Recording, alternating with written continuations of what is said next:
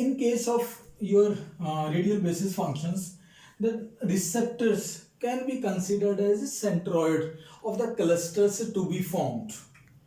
We will be explaining it by taking the example of non-linear in nature. Let us try to draw again the XOR gate. So 0 0 was resulting in 0, then 1 0 was resulting in 1, again 1 0, again 1, then again 0. So this was the graphical representation of your XOR gate function. Now we are not able to draw any linear line separating zeros and ones. It means we have to go for some non-linear mapping of these two features x1 and x2 in space. Let us try to map them. Let us try to generate or form two new features using this x1 x2 and then look whether the new features are we able to linearly separate the patterns or not. So this is our aim. I just repeat this again, that using x1 and x2 the problem is non-linear in nature. So what we are going to try is that just try to map these x1 and x2 so to some new feature space, that is phi1 and phi2, using your RBFs. And then after generating phi1 and phi2 or new features, try to test whether the problem is linearly separable or not. We know that using these features it is non-linearly separable. By using these new features phi1 and phi2, are we able to draw a line separating zeros and ones? So this is our overall aim. So let us try to draw it. So we know that there are 4 patterns given by 0 0 0 1 1 0 and 1 1. You already know this. And let the two functions are phi1 and phi2. These are the two radial basis function, phi1 x and phi2 of x. And let us suppose that centroid or the receptor for this RBF1 is this one, that is T1, and for receptor for your RBF2 is this pattern T2. Or you can say the receptor for RBF1 is your 0 0 and receptor for your second RBF is equal to 1 1. So these are two receptor units. And now consider that 2 of sigma square is equal to 1. Just for making our calculations simple, assume that the spread, Gaussian spread, is equal to 1. Now talk about this phi of 1 of x. That is, it will be given by exponential power x minus t of 1 divided by 1. So no need to write it. And in the same way, it will be square. In the same way, it can be written as e raised to the power x minus t2 and its square. So these are two expressions for your phi1 and phi2. So these are two radial basis function. First one is phi1x, phi2. Second one is phi2 of x, given by this equation, and this is your r1, this is your r2, your values. Okay. Now pick up the first sample, that is this one. Here x1 is equal to 0 and x2 is equal to 0. Now go to the first RBF function, that is phi1, and this is the value of your phi2, value of new feature 1, value of new feature 2. So take this 0 0 to this function. Here x becomes your 0 0 and your t1 was equal to 0 0. So this 0 minus 0 plus this 0 minus 0, it becomes equal to 0. So it becomes e raised to the power minus 0, and in all it becomes equal to 1. So its value is 1. Now take this sample to this t2. Now t2 is equal to 1 comma 1, means 0, 0 and 1, 1. So 0 minus 1 square plus 0 minus 1 square, it will become e raised to the power minus 2. It becomes e raised to the power minus 2. If you calculate it, this will come equal to 0.13 and 5.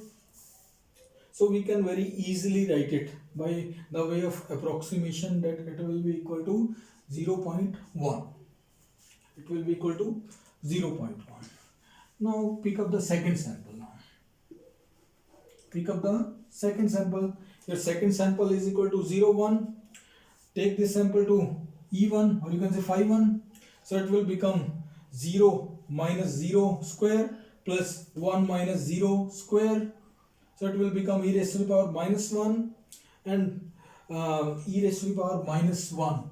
The value of e raised to the power minus 1 is equal to, what is the value of e raised to the power minus 1? It is equal to 0.367, and if we approximate it comes out to be 0.4. So put it as equal to 0.4. Now pick up the for this first pattern to your second function, means to say 0 minus 1 square plus 1 minus 1 square, it will again become equal to e raised to the power minus 1, it will be equal to 0.4 again. Pick up the third one and try to fill it. It will be 0.4, it will be 0.4, it will be 0.1 and it will be equal to 1. So for the four patterns having input features x1 and x2 originally, we mapped them to the new feature given by your RBF phi 1 and your RBF phi 2. So these are your new features. Now let us try to plot them. Plot the patterns against phi 1 and your phi 2. This is your phi 1, this is your phi 1. Pick up the first one, means 1 and 0.1. So it is 1 and it is equal to 0.1. The exact value here is 0, 0 and 0, 0 was generating 0. So it is 0 here. Put 0 here. Now pick up the second pattern, that is 0.4 and 0.4. 0.4 and 0.4 will be something like here 0.4 and 0.4. It will be here only 0.4, 0.401 and 0.1 was equal to, but its value was equal to 1. So put 1 out here. So it will be given as 1. Now pick up the third pattern, that is 1, 0. It is again 0.4 and 0.4. So 0.4 and 0.4. So it mapped to the same location, is point. Pin, just encircle it again. Then the fourth one, 1, 1, 0.1 and minus 1. This is your 0.1 and this is your 1. So and 1, 1 was resulting in 0. So it was again comes out to be 0. So these are the four patterns in your new dimension, or you can say new dimensional space. You can say earlier your space was distributed amongst x1, x and x2. Now your space is distributed in the form of phi 1 and phi 2, and in the form of phi 1 and phi 2. Just try to observe. Now we are able to draw a line that linearly separates them. So your earlier problem, which was linearly inseparable using your original features x1, x2, has now become linearly separable just by doing a non-linear mapping of your input features x1, x2 to new features of phi 1 and phi 2. So this is the purpose of your radial basis function, they transform. Okay. So at this point we should be clear, I think, that what is the actual purpose of your radial basis function.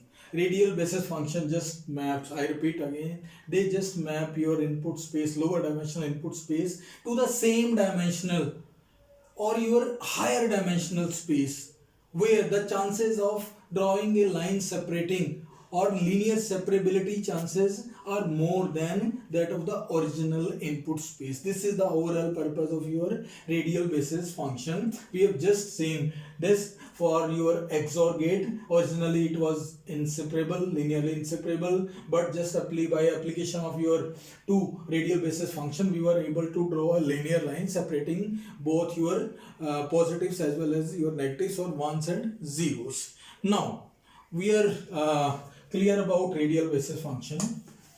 To try to complete the architecture of radial basis function based neural networks now.